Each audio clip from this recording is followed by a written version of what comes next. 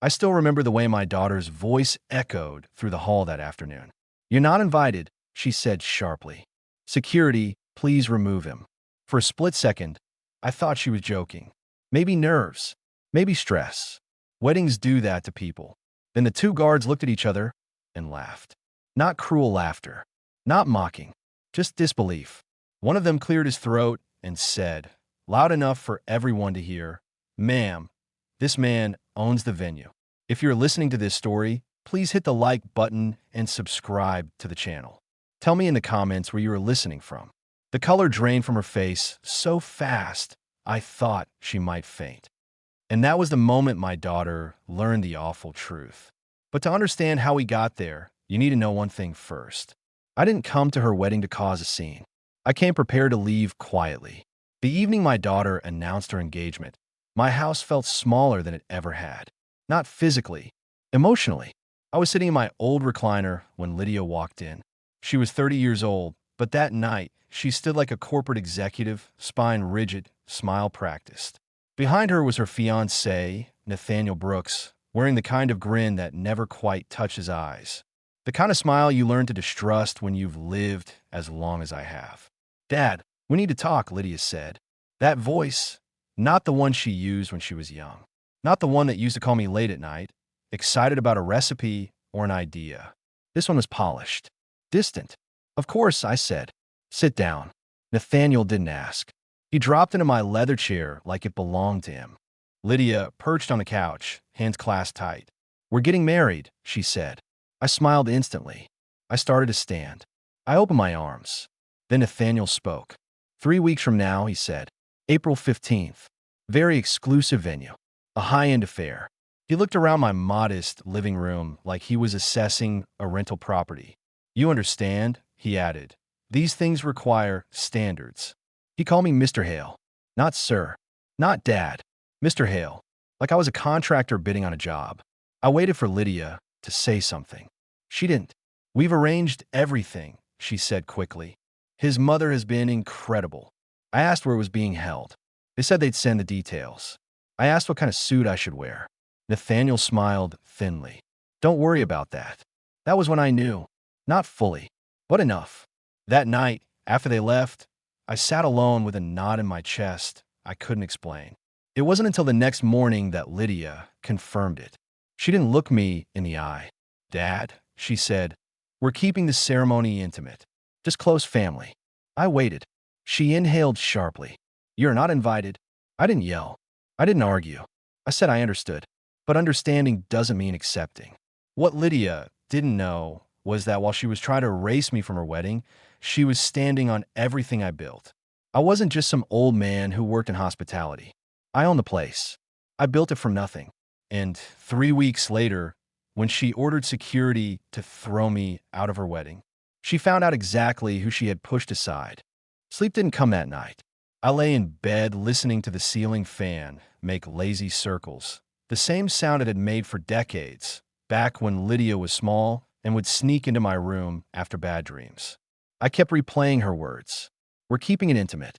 You're not invited." By sunrise, the hurt had settled into something heavier. Memory. Because this hadn't happened overnight. It never does. It had started about 6 months earlier when Nathaniel Brooks first entered our lives. Lydia brought him to Sunday dinner. That was our tradition. No matter how busy she was, no matter what was happening in her life, Sundays were ours. He walked into my home like he was touring a museum exhibit titled Respectable Poverty. Touched nothing. Looked at everything. "So, Mr. Hale," he said, cutting into my roast chicken, "Lydia tells me you work in hospitality." "I do," I replied. "Stable work?" he said, nodding. "Not exactly where generational wealth comes from, but respectable." Lydia laughed awkwardly. I didn't. That night set the tone. Every visit after that, Nathaniel made little comments. About investments. About networking. About how some people stayed comfortable while others advanced. And slowly, I almost missed it, my daughter began to change. She stopped calling late at night. Sunday dinners became optional. Her clothes shifted. Her language changed. Even the way she sat, straight-backed, alert, like she was always being evaluated. Dad, she told me once, sipping wine she barely liked. Nathaniel says I should think bigger. Bigger than what? Than us, I realized later. I raised Lydia alone after her mother died. She was 9 years old when cancer took my wife. I sold my car, worked double shifts, and took a loan most men would have been too afraid to sign just to keep the lights on. When Lydia said she wanted to go to culinary school, I paid every cent. Over $40,000 by the time she graduated. I never asked for repayment. She was my daughter. That was the return. She had talent too. Real talent. The kind you can't teach. I thought she'd take over my business one day, make it better than I ever could. But after graduation, she never set foot in a kitchen. Then Nathaniel arrived. And suddenly, the world I built wasn't impressive anymore. The week after she uninvited me, I tried to call her. She didn't answer. She texted instead. Please don't make this harder than it needs to be. That was when I understood something painful. I wasn't just excluded. I was inconvenient. 3 days later, I was in my office when Marjorie, my operations manager of over 12 years, knocked on the door. We just received a major booking, she said. Wedding. Full premium package. She turned the tablet toward me. The names hit like a punch. Brooks and Hale. My daughter had booked my venue. Paid over $60,000. And listed a specific name under security exclusions. Mine. That was the moment grief hardened into resolve. Not revenge. Clarity. Because when someone is willing to erase you, you stop pretending the relationship is intact. You face the truth. I made a call that afternoon. Not to Lydia. To a man named Samuel Cross. A private investigator. Within 4 days, he confirmed what my gut already knew. Nathaniel Brooks wasn't successful. He was propped up. 3 civil suits. 2 former engagements. Quiet settlements. A pattern of isolating women with perceived access to money. And my daughter was next. I didn't rush to confront her. Because telling someone the truth rarely works when they're in love with an illusion. So instead, I waited. Once the truth settled in, I didn't feel rage. That surprised me. I felt calm. The kind of calm that only comes after you stop lying to yourself. For 6 months, I had been telling myself Lydia was just busy, just in love, just growing up. But Samuel Cross's report stripped away every excuse I had been clinging to. Nathaniel Brooks wasn't an ambitious man climbing his way upward. He was a man falling forward, cushioned by his family's money and reputation. Samuel laid it out cleanly. 3 civil cases filed by former clients who lost significant sums under Nathaniel's investment advice. Not small losses. We were talking hundreds of thousands of dollars. Quiet settlements followed each one, paid through family channels before anything reached the papers. 2 broken engagements before Lydia. Both women from families with assets. Both pressured into signing non-disclosure agreements. Both described Nathaniel the same way. Charming in public, controlling in private. That phrase stuck with me, because I had watched the same thing happen to my daughter in slow motion. While Samuel investigated, the wedding machine rolled forward without me. Invitations went out. My staff buzzed with preparation. I said nothing. I wanted to see how far Lydia would go without looking back. That's when Marjorie came back into my office, her face tight with concern. There's something else, she said. They've requested 2 private security guards for the ceremony. I already knew the answer before she finished scrolling.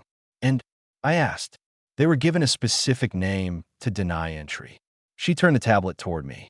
There was again my name, typed neatly, professionally, without hesitation. I stared at it longer than I should have. Because this wasn't Nathaniel's doing alone. This required intent. Planning. My daughter hadn't just accepted my absence. She had engineered it. That night, I didn't drink. I didn't pace. I sat at my kitchen table with a yellow legal pad and started writing. Not emotions. Steps. First, I called my attorney, Richard Malloy. We had worked together for over a decade. He knew my business better than anyone outside my family. I want everything restructured, I told him. The venue. The land. All assets. He paused. Is this about Lydia? Yes. And her fiancé? Yes. I explained what Samuel had uncovered. Richard exhaled slowly. You're protecting her. And myself, I said, from anyone who sees inheritance before marriage. Within 5 days, every asset I owned was placed into an irrevocable trust, valued just under $4 million. No spouse could touch it. No lawsuit could reach it. Not without my consent. It was the first time in months I slept through the night. The next step was presentation. If Nathaniel believed appearances defined worth, then I would speak his language. 2 days before the wedding, I walked into the most expensive tailor in the city. Not to impress, to be unmistakable. The suit cost more than my first restaurant lease. Worth every cent, because respect, I had learned, often arrives disguised as fabric and confidence. The morning of the wedding dawned clear and bright. Perfect. Charleston always seemed to cooperate with lies. I parked across the street from my own venue and watched. Guests arrived in luxury cars. Laughter floated through open doors. Nathaniel stood near the entrance, greeting people like a king welcoming subjects. And inside that building, my daughter was getting ready to marry a man who thought I was disposable. I checked my watch. Then I stepped out of the car. I didn't rush. That was important. Rushing would have made me look desperate, angry, out of control. Instead, I crossed the street at an even pace, shoes striking the pavement with the quiet confidence of a man who knew exactly where he was going. The suit fit perfectly. Heavy, grounding, like armor you didn't need to raise. The front of the venue looked flawless. White drapery, fresh flowers, soft music drifting through the open doors. I had hosted hundreds of weddings there over the years. I knew that look, that hum of anticipation, that sense that something important was about to happen. Two men stood at the entrance. Both tall, both alert, professionals. They straightened when they saw me approach. "Good afternoon, sir," one said politely. "This is a private event. Invitation, please." "I don't have one," I replied evenly. The second guard glanced at the clipboard in his hand. His expression changed. Subtly, but enough. "I'm sorry, sir," he said. "We have explicit instructions. You're not permitted inside." I smiled, not warmly, not coldly, just calmly. "I'm aware." That seemed to throw them off.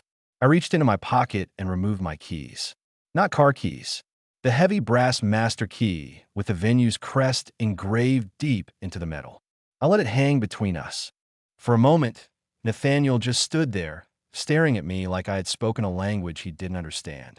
"This isn't funny," he said finally. "You can't just show up and disrupt dash." "Disrupt?" I echoed softly. "I arrived early, quietly. The only disruption seems to be the truth." His jaw tightened.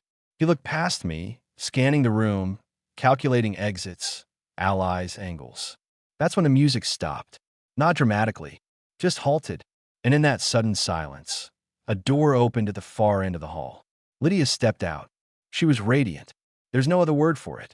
The dress was elegant without being loud. The kind of dress chosen to impress people who believe they mattered. But her face told another story. She saw me instantly. Her smile vanished. "Dad," she whispered. Every conversation in the room faded. People turned fully now. Phones lowered. Curiosity sharpened. Nathaniel spun toward her. "Lydia, you shouldn't be out here." She ignored him. "What are you doing here?" she asked, her voice trembling just slightly. I held her gaze. "I'm at my place of business," I said gently. "The one you booked. The one you grew up in." Her eyes dropped to the floor. I continued, carefully, not loudly. "I didn't need volume. You paid my company over $60,000 for this event. You hired security to keep me out. And you never once told your fiancé who owned the venue he was so proud to rent." A murmur rippled through the guests. Nathaniel laughed nervously. "This is ridiculous. You're embarrassing her." "No," I said calmly. "I'm answering the questions you didn't." Lydia's hands clenched around her bouquet. "Is it true?" she asked Nathaniel quietly. "Did you not know?" He hesitated. That was all the answer she needed. I reached into my jacket and removed a slim folder. "I didn't want to do this publicly," I said, meeting Lydia's eyes. "But you wouldn't listen privately." Nathaniel's face drained of color. Silence. The first guard's eyes widened. The second swallowed. "You're Mr. Hale," the first one said. "That's right." They looked at each other, then back at me. "Sir," the second guard said carefully, "we were told dash." "I know exactly what you were told," I interrupted gently. And I don't blame you for following instructions. I stepped closer, lowering my voice. But here's the reality. I own this building. I own the land it stands on. Every table, every chair, every flower arrangement your clients paid to borrow for a few hours. I paused. You have a job to do, but physically preventing me from entering my own property would be a serious mistake. Another long look passed between them. Finally, the clipboard lowered. We'll inform the clients you've arrived, the first guard said. Please do. And just like that, I walked through the doors I built. Inside, the room was full. Guests turned. Whispers followed. Someone near the aisle leaned toward their companion and asked, "Who is that?" Another voice answered, "I think that's the owner." My operations manager spotted me instantly. She walked over, professional as ever. "Mr. Hale," she said clearly, "everything is ready." "It looks perfect," I replied. "Excellent work." That was when Nathaniel noticed me. He moved fast. Too fast. "What are you doing here?" he hissed, stopping inches from me. "You weren't invited." "No," I said calmly. "I wasn't." He looked around, panic flickering behind his eyes. "You need to leave. Now." "This," I said, gesturing around us, "is my venue." His face froze. "What?" "Welcome to my business," I added quietly. That was the moment everything began to unravel. "What's that?" he snapped. "Documentation," I replied. "Court records. Settlement summaries. A pattern." Gasps followed as I spoke. 3 civil suits from former clients. Losses exceeding $500,000 combined. 2 prior engagements. Both ended with financial settlements and non-disclosure agreements. Nathaniel stepped backward. "These are lies," he said weakly. "They're verified," I said, "by a licensed investigator." Lydia's bouquet slipped from her hands and hit the floor. White flowers scattered across polished wood. Her voice broke. "Why didn't you tell me?" Nathaniel reached for her arm. She pulled away. The room had gone completely still. Every illusion had cracked. Nathaniel's mouth opened, then closed. Once. Twice. It was the look of a man reaching for a version of reality that no longer existed. "Lydia," he said finally, lowering his voice, forcing calm. "This is manipulation. He's trying to control you. He can't stand that you're moving forward without him." Lydia stared at him like she was seeing a stranger. "Is it true?" she asked again. "About the lawsuits?" Silence. That was when a woman in pearls stepped forward from the front row. Tall, impeccably dressed, the kind of posture money buys over generations. Nathaniel's mother. "What exactly is going on here?" she demanded. I turned toward her. "My name is Arthur Hale," I said evenly. "I own this venue. I'm Lydia's father, and your son has been less than honest about his financial history." Her lips tightened. "Nathaniel?" she said sharply. He didn't answer. A man beside her, his father, leaned forward, eyes narrowed. "How many?" he asked. I didn't hesitate. 3 civil suits, all settled quietly, all involving significant losses. The older man's jaw flexed. "And the engagements?" "2," I replied. "Both ended with non-disclosure agreements." Nathaniel finally exploded. "This is private family business," he snapped. "You have no right dash." "Actually," I said calmly, "I do." I reached into the folder again. Because when I learned my daughter was marrying a man with a pattern of financial predation, I took precautions. Lydia turned toward me. "What precautions?" "A trust," I said. "Irrevocable. All my assets are protected. No spouse can access them. No lawsuits can touch them." Her eyes widened. "You did that for me?" "I did it," I corrected gently, "to make sure no one ever marries you for what I built instead of who you are." Nathaniel's face went white. His father looked at him with something close to disgust. "You told us you were past all this," the older man said quietly. Nathaniel said nothing, because there was nothing left to say. The room felt like it was holding its breath. No music, no murmurs, just the quiet weight of truth settling where lies had once stood. Lydia looked from Nathaniel to his parents and then back to me. Her eyes were wet, but something else was there now, too. Clarity. Nathaniel tried one last time. "Lydia," he said softly, stepping toward her, palms open. "You don't have to listen to this. We could talk privately. This doesn't have to happen here." She didn't move. "Privately," she repeated. Like how you privately let me believe my father was just an employee. Like how you privately handled lawsuits.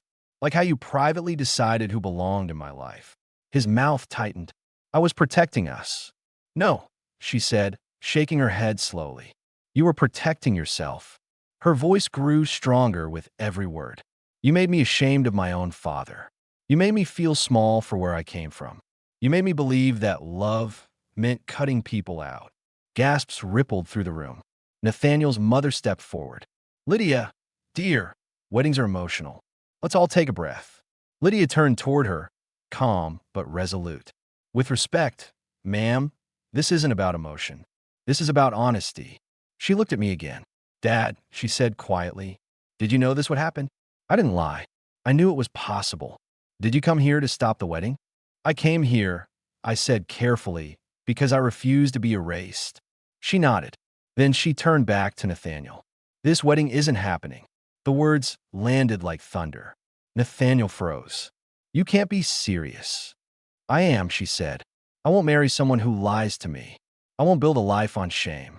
She reached up, unclasped the engagement ring, and placed it gently into his trembling hand. I'm done. Silence exploded into noise. Chairs scraped. Voices rose. Phones came out openly now. Nathaniel's father grabbed his son's arm. We're leaving, he said coldly. Now. Nathaniel looked around, stunned, exposed. Then he was gone. I didn't rush my answer. This wasn't a moment for deflection or softening. She deserved the truth in its full shape. Even if it cut, I stood near the tall windows at the front of the room, hands clasped behind my back, staring out at the street below. Traffic moved as it always did. Cars stopped at lights. People crossed intersections with grocery bags, headphones, coffee cups. The world hadn't paused just because mine had shifted. Less than an hour earlier, I had crossed that same street with a certainty I hadn't felt in years.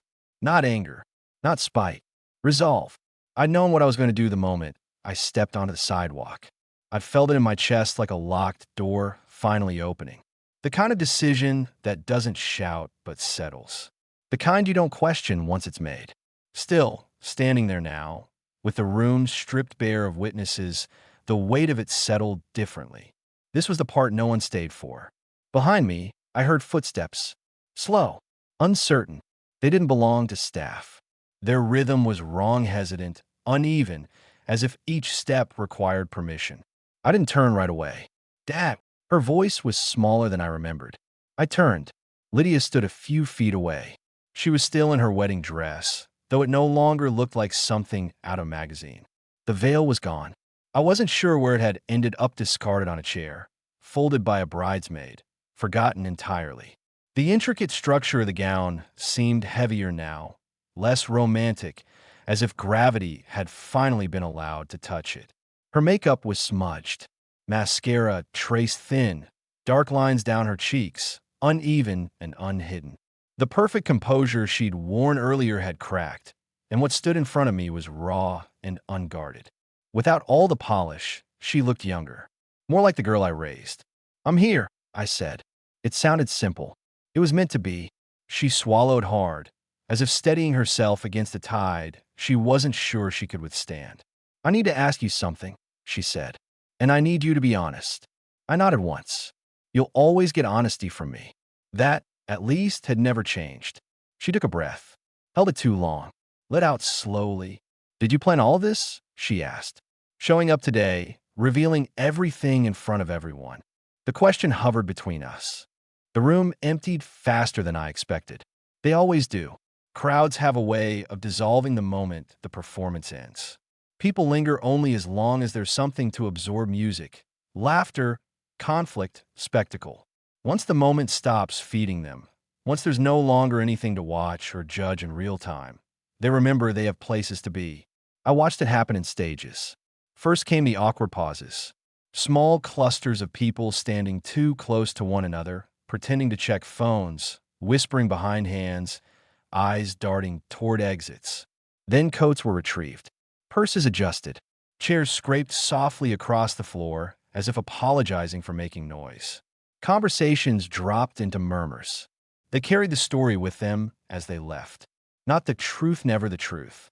Just pieces, impressions, their favorite lines, the parts that made them feel justified in whatever opinion they'd already decided to hold.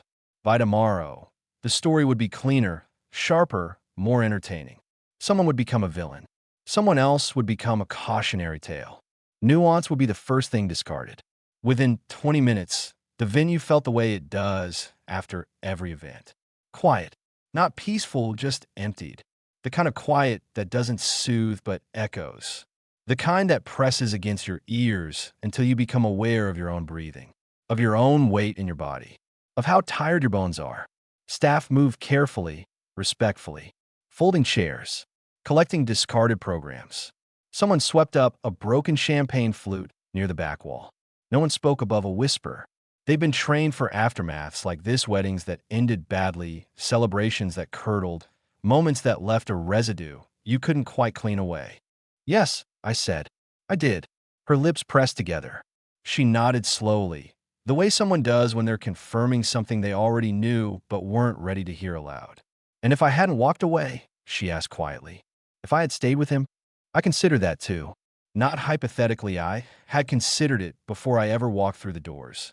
I'd played the scene forward in my head in every possible direction, not because I wanted control, but because I needed to know where I'd stand no matter what she chose. Then I would have said my piece, I replied, and you would have made your choice. She looked down at the floor, at the hem of her dress, pooling around her feet, like something anchoring her in place. I don't know if I would have believed you, she admitted. I said nothing. I didn't need to. The silence was enough to acknowledge the truth in what she'd said. Belief doesn't come easily when someone has spent years teaching you not to trust your own instincts. You embarrass me, she said after a moment. There was no anger in her voice, no accusation sharpened by heat, just pain laid bare and trembling. You embarrassed yourself, I replied gently, when you decided I didn't belong in your life anymore. Her shoulders sagged, as if the sentence had finally pressed on something she'd been holding upright through sheer force. I was ashamed, she whispered, of you, of the restaurant, of where I came from. The words landed hard. I'd braced myself for them long before today. Still, knowing something might hurt doesn't dull the impact when it finally arrives. Yes, I said softly. You were. She closed her eyes. When she opened them, the tears came freely, no longer restrained by pride or performance. They slid down her cheeks, smearing what remained of the carefully constructed version of herself she'd been trying to maintain. I don't know when it happened, she said. It was gradual. He made comments, little ones at first, about how I'd grown beyond certain things, how success meant distance, like love meant outgrowing people. She laughed weakly through her tears. He made it sound so reasonable. That's not love, I said. That's control. She nodded, the motion small but certain. I didn't see it, she said. Or maybe I didn't want to. We stood there for a long moment, the air heavy with things that had gone unsaid for years. I missed you, she said suddenly, the words tumbling out as if they'd been waiting behind her teeth. I missed coming by the restaurant late at night. I missed how you'd pretend not to notice when I stole fries. I missed how you used to look so proud when I talked about school. My throat tightened. I was proud, I said. I still am. She shook her head. You didn't look proud the last time you came to see me. No, I admitted. I looked hurt. She winced. I didn't invite you to things because he didn't like how you made him feel. And how was that? I asked. Small, she said. Exposed. I nodded. People who rely on illusion usually do. She let out a shaky breath. I'm sorry, she said. For all of it. The apology wasn't polished. It wasn't rehearsed. It came from somewhere deep and unguarded. And I knew that meant more than any perfectly worded speech ever could. I opened my arms. For a moment, she hesitated. Then she stepped forward and collapsed into them, sobbing in a way that told me she'd been holding herself together for far too long. I held her the way I used to when she was small, one arm firm across her back, the other resting protectively at her shoulders. She fit there like muscle memory, like something my body had never forgotten how to do, even when my heart had been forced to practice restraint. Some instincts never fade. Her sobs shook her whole frame, the kind that steal your breath, that leave you gasping between tears. I felt them against my chest, each one a release of something she'd carried alone.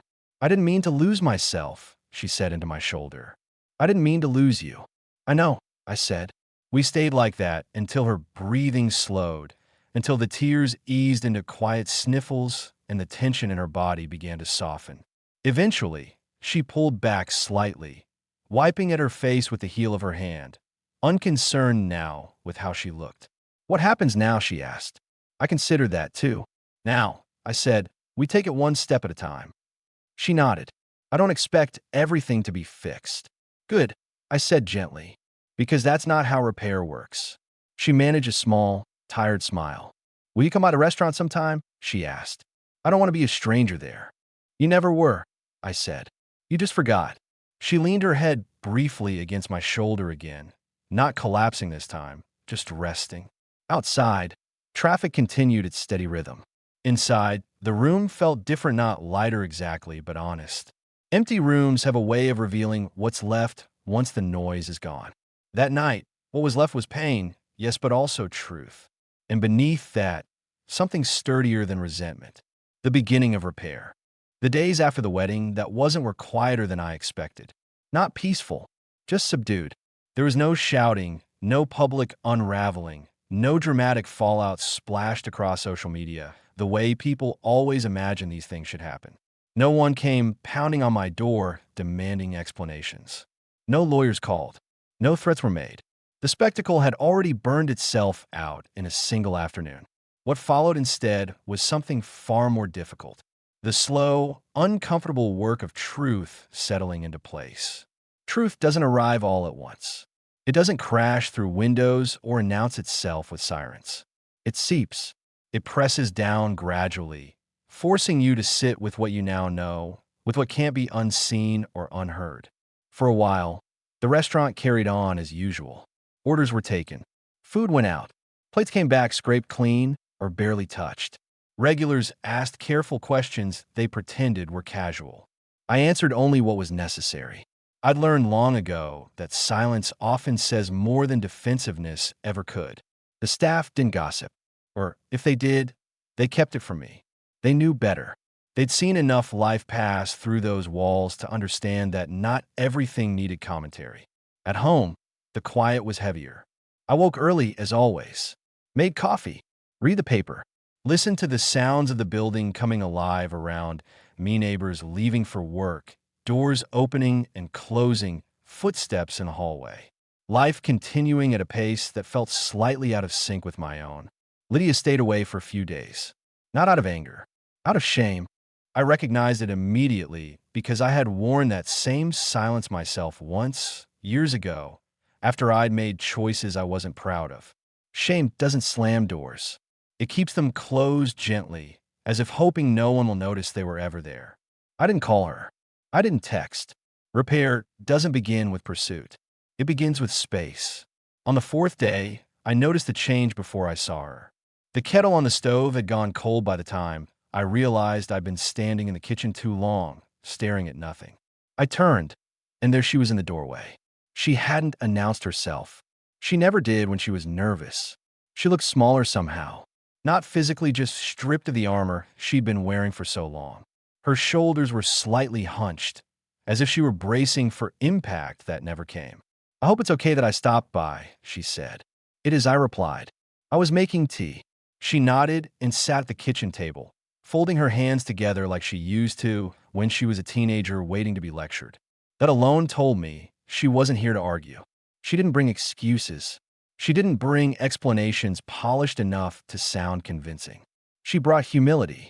I went through everything, she said quietly. The court records, the settlements, the complaints that never made it to trial. I spoke to one of his former fiancés. She paused there, her fingers tightening slightly around one another. She sounded like me. That admission mattered more than any apology.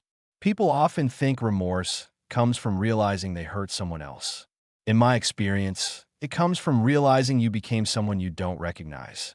I don't blame you, I told her. But you need to understand something. She looked up, steady, prepared. Trust doesn't reset overnight. I know, she said immediately. That's why I'm not asking for forgiveness yet.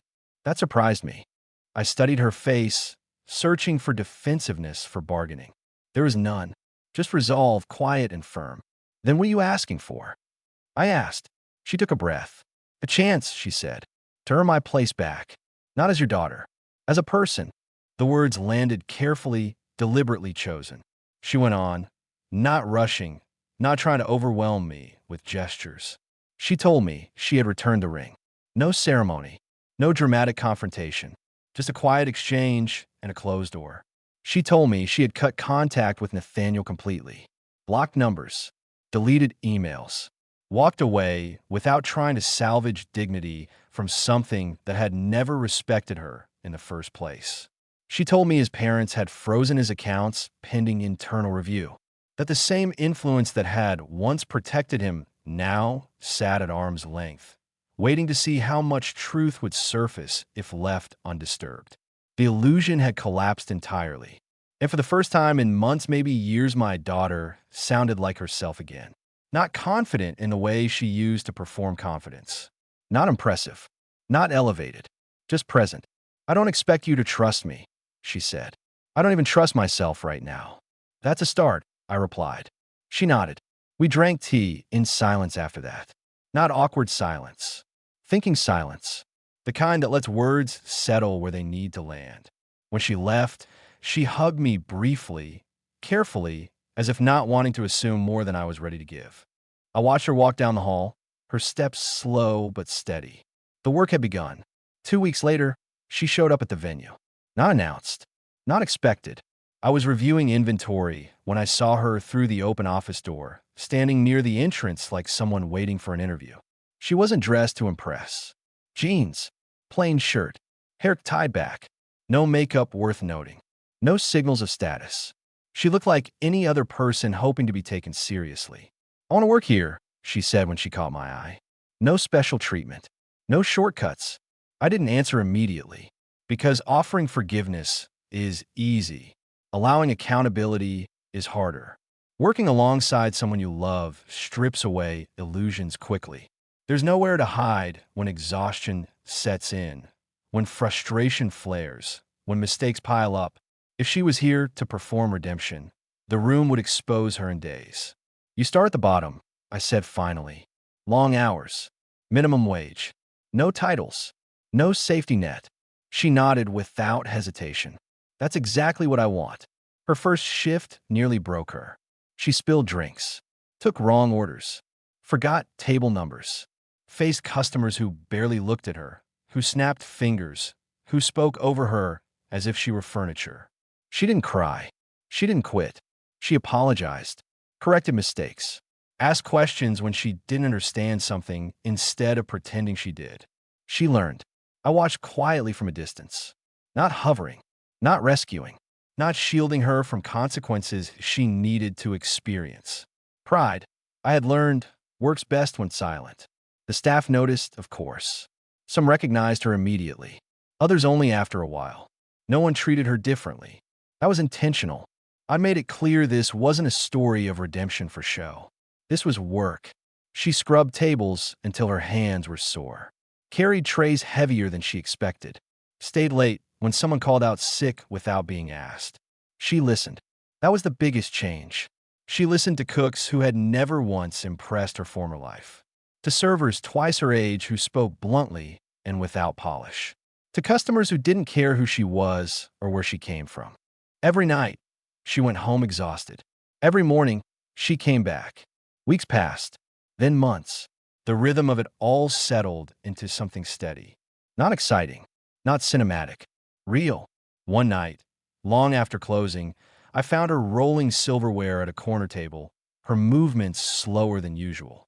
The room was quiet except for the hum of refrigeration and the faint sounds of traffic outside. She looked up at me and smiled. Not the smile she used to wear in photographs. A tired one, an honest one. Dad, she said, I think I finally understand something. What's that? She considered her words. Respect isn't given by who you impress, she said. It's earned by how you show up. I nodded. That lesson took me decades to learn. She laughed softly, rubbing her hands together as if warming them. Then maybe she said. I'm right on time. I watch her finish her work, careful even in small tasks. The room felt different now. Not healed, but grounded. And sometimes, that's where rebuilding truly begins. 3 months passed. Not the dramatic kind of months you see in movies. No grand speeches. No instant healing. Just time doing what time does best, revealing who people really are when no one is watching. Lydia changed in ways that couldn't be rehearsed. She learned names, regulars, preferences. She learned how to read a room the way I had learned years ago, who wanted conversation, who wanted quiet, who needed patience more than efficiency. She learned how work humbles you if you let it, and how pride dissolves when you earn your place instead of borrowing it. She stopped dressing for attention and started dressing for movement. She stopped talking about status and started talking about standards. The right kind. On busy nights, when the kitchen ran hot and tempers flared, she didn't disappear. She leaned in. She fixed mistakes. She owned them. When a customer raised their voice, she didn't shrink or snap back. She listened. She solved. She learned. One evening, Marjorie came in my office with a half smile. She's good, she said simply. Not because she's your daughter, because she works like she belongs here. That was the highest compliment she could have given. I didn't rush reconciliation. That might surprise you. But rebuilding trust isn't about hugs and forgiveness. It's about consistency, about showing up again and again without expecting applause. Lydia did that, quietly, relentlessly. One night, after closing, I found her in the back rolling silverware. The same dull task she used to look past when she was chasing a different life. She was humming. You know, she said without looking up, I used to think success meant not needing anyone. I leaned against the counter. And now I think success means knowing who you can stand beside without pretending. I smiled. That realization alone was worth everything we went through. She looked up at me then, not as a child, not as someone seeking approval, as an equal. I'm proud of you, she said. The words hit harder than she knew. People still talk about that wedding. Charleston always talks. Some say I humiliated my daughter. Others say I saved her. A few say I ruined a perfect match. They're all wrong. The truth is simpler. I refuse to disappear. And in doing so, I gave my daughter permission to stop disappearing too. Nathaniel Brooks left town shortly after. Reputation follows people like him, no matter how far they run. His parents stopped shielding him. The lawsuits resurfaced. The pattern became public. He didn't lose everything, but he lost the one thing predators rely on most: an audience that believes the act. One afternoon, months later, Lydia knocked on my office door. She was tired, grease smudged on her sleeve, hair pulled back. Real. I've been thinking, she said, about the future. I waited. I don't want shortcuts, she continued. I don't want titles handed to me because of my last name, but I do want to learn everything. Front of house, back of house, operations, suppliers, accounting, all of it. I studied her for a long moment. That path takes years, I said. I know, she replied. That's why I want it. I nodded. Then we'll build it properly, together. Her smile then wasn't polished. It was earned. Late one night, after the last table left and the lights dimmed, I stood alone in the dining room. The same room where she had once tried to erase me.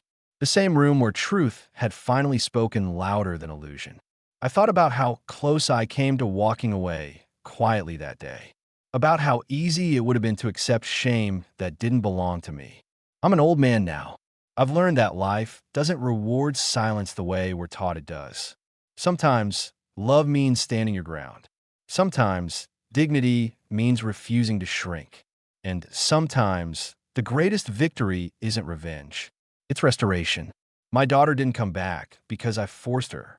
She came back because the truth gave her somewhere solid to stand. And that's all any parent can hope for.